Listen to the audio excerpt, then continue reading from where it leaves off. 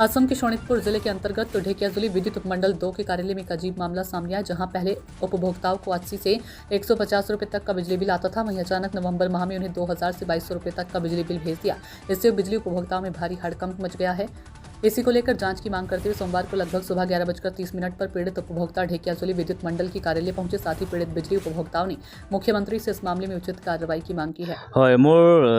যোৱা নৱেম্বৰ মাহত আগতে মোৰ প্ৰত্যেক মাহতে 70 টকা 80 টকা বিল আহি আছিলে আৰু এই আপোনাৰ নৱেম্বৰ মাহৰ আহি গ'ল 2100 টকা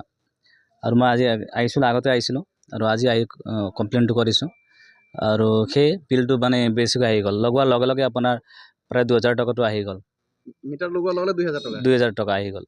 আগত মোৰ মাহত 80 টকা 90 টকা এই বছৰতো মোৰ বিল নাহে 2000 টকাটো আৰু এই লগোৱাৰ লগে লগে 2000 টকা আহি গ'ল এতিয়া মুখ্যমন্ত্ৰী কৈছে নিকাভাৱে চলিছে বিদ্যুৎ বিভাগ কি আহ্বান থাকিব মুখ্যমন্ত্ৰী হয় মুখ্যমন্ত্ৰীক কৈছে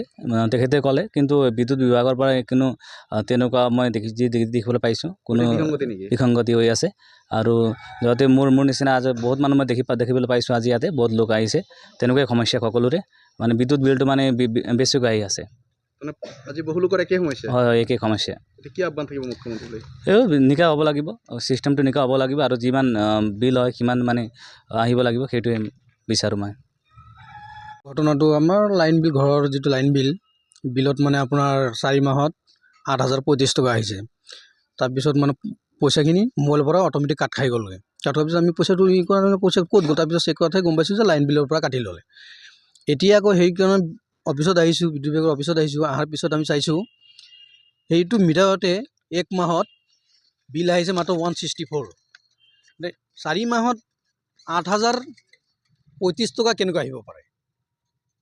একেটা মিটাৰতে একেখন মিটাৰতে একেখন মিটাৰ 35 4 মাহত আৰু এতিয়া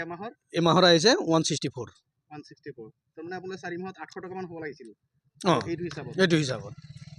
4 মাহত 800 টকা মান হ'ব লাগে এতিয়া মুখ্যমন্ত্ৰীয়ে কৈছে নিকাভাৱে চলোৱা হৈছে বিদ্যুৎ বিভাগ বুলি কি ক'ব এই ক্ষেত্ৰত মুখ্যমন্ত্ৰী নিকাভাৱে চলোৱা বুলি কথাটো তেওঁ যিটো তদন্ত কৰিছে তেওঁ কি কৰিছে সেইটোতো আমি নাজানো কিন্তু অফিচৰ পৰা কিছুমান হ'ব পাৰে অফিচত যদি ছাৰ্ভে কৰিবও নাযায় তেতিয়াতো এনেকুৱা হ'বই কাৰণ মিটাৰটো চেক কৰিব লাগিব মিটাৰৰ ইউনিটটো চাব লাগিব ইউনিটটো চালেহে গম পাব সেইটোৱে আগৰ যিটো মিটাৰত ইউনিট উঠি থাকে সেইটো ইউনিটৰ পৰ্যন্তই বিলটো আহি থাকে সেইটো কাৰণে বিলটো এনেকুৱা বাঢ়ি গৈ আছে চাগে মিটাৰটো ইউনিটটো মাইনাছ কৰাৰ পিছতেই হ'ব মিটাৰ চাই ইউনিটটো মাইনাছ কৰি দিয়া নাই এতিয়া আপোনালোকৰ পইচাখিনিৰ ক্ষেত্ৰত কি কৈছে এতিয়া পইচাখিনি এতিয়া যদি ঘূৰাই দিব পাৰে সিহঁতে দিব আৰু যদি নোৱাৰে তেতিয়া যিটো কাটি লৈছে সেইটোতো বিচাৰিলেও নাপাওঁ আৰু আপোনালোকে আইনৰ আশ্ৰয় ল'ব নেকি ৰাস্তা ইমান ঘূৰা ফুৰাও মানে এতিয়া কৰিব মন নাই আৰু মানে বিদ্যুৎ বিভাগৰ হেমাহিৰ ফল ভুগিছে আপোনালোকে হয় হয়